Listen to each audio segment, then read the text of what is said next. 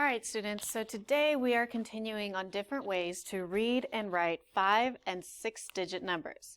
So today, first we're going to look at some 5-digit numbers. All right, look at this number.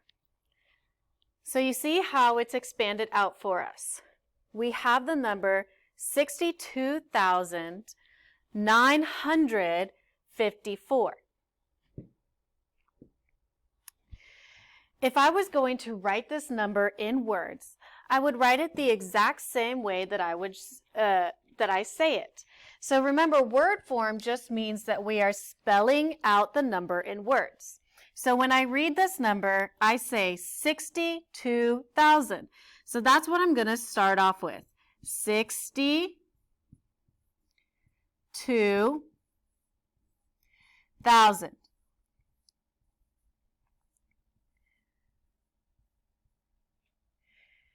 I don't say thousands. The reason it says thousands up top is because that's saying the place value. The place value name is thousands.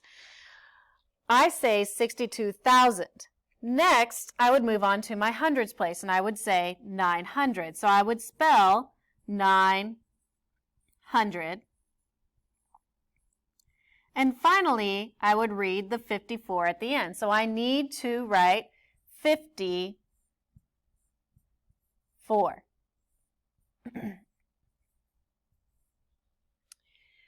So to write this number in words just means that I'm going to spell out the way I say the number. So I say 62,954, and that is what I say in words. Now, without the expander, I have to put it together. So without the expander, I have the number 62,000. Now, to separate my thousands place from my hundreds place, I'm going to put a comma there. And then I put 954 together. When we're writing numbers, our pattern is always in series of 3. Each home has 3 digits in it before we add a comma.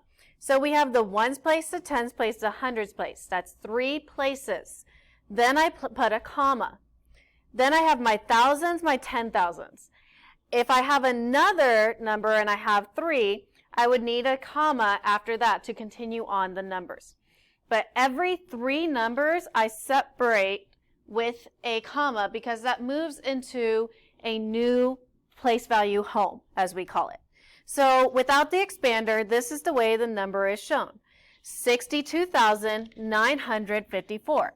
And again in words, we just write exactly that, 62,954.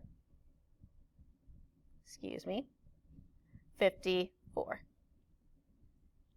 Okay, so there's no difference between the words and the standard form, except for words are when we're spelling out our number, in standard form is when we're using the actual numbers as our digits. All right, so yesterday we learned that an abacus can represent our numbers. So here on the side we have an abacus. In my ones place I have 2 beads. In my tens place I have 1 bead. In my hundreds place I have 4. In my thousands place I have 6. In my 10,000s I have 2. So our abacus is showing us another number. We can fill in the number on our expander like we practiced yesterday. So I like to start at the back, as you know. My ones place has 2 beads. My tens place has 1 bead. My hundreds place has 4 beads. My thousands place has 6 beads.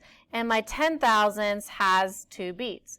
So now I see that I have the number 26,412.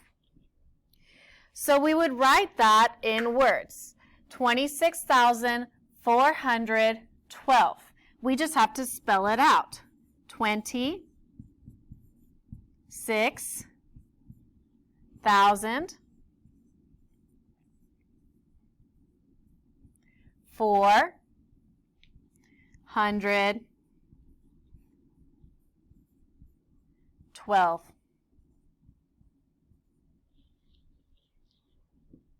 Okay? And without the expander, we write, ooh, I'm sorry. I'm thinking of our last one.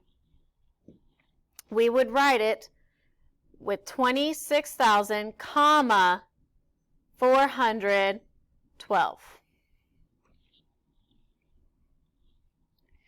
All right, now, in your Google Slides, you will see that you're going to have to match your numbers to their word form. So you see here, yesterday we practiced making our numbers.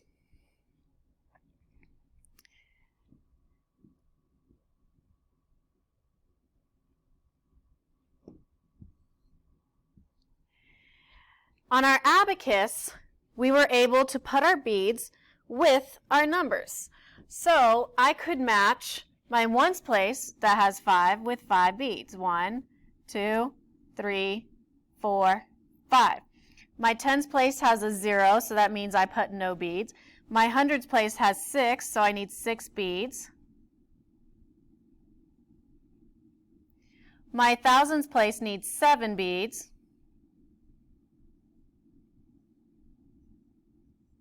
And my 10,000s needs 2.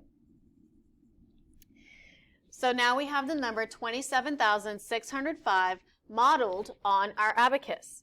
On B, we have 60,035, so we can model that. I have a 5 in the ones place. I have a 3 in the tens place. I have a 0 in my hundreds place, a 0 in my thousands place, and a 6 in my 10,000s.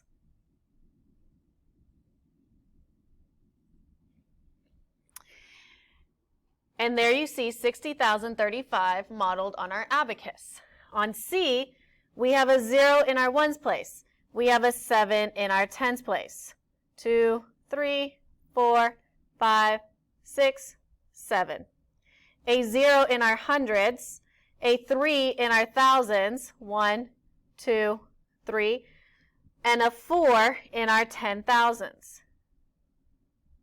Notice that when I have a 0 as the digit, I just have 0 beads. I have none. I move to the next place value.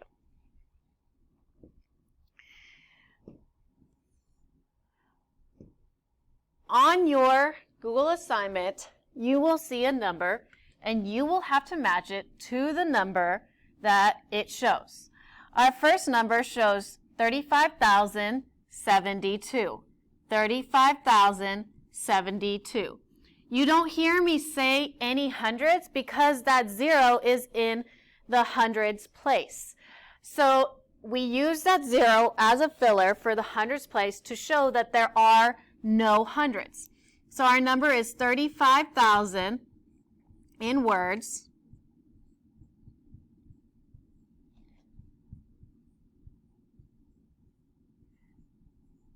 $72.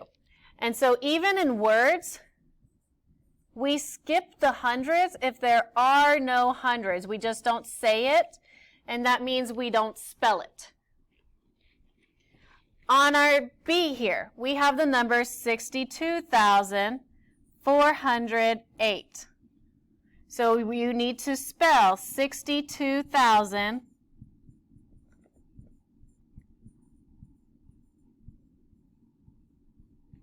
408. So my standard form, the way I say my standard form, has to match the way my word form is spelled out. So we're going to skip on to show the assignment. So when I move over here to my assignment,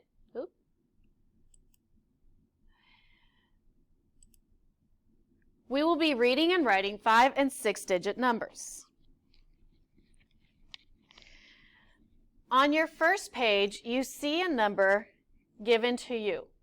Your job is to read the words over here. So my first one says 47,932. I'm not sure those words match those digits. 47932, 47,932. That sounds better, so I'm going to move it to match. You have those for 5-digit numbers, and you also have those for 6-digit numbers. With 6-digit numbers, we would read it at first the same way we would say it if I didn't have these numbers at the back. So if pretend I only had 104, I would say 104. But then I have to say 1,000. So 104,276 to finish it. And I'm going to match the answer underneath the number. When you get to slide 4, you have the word form, and you need to match the standard form. So I have 51,420. So I have to find 51,420 and put it next to the word form. You will do the same for slide 5. This time you have the 6-digit numbers.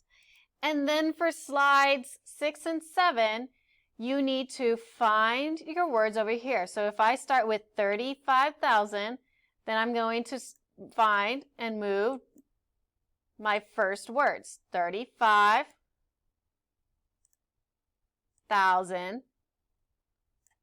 I have 0 hundreds, and then I see 72. So I'm going to find and move 72. 35,072. And you will move anything you need to complete this number as well.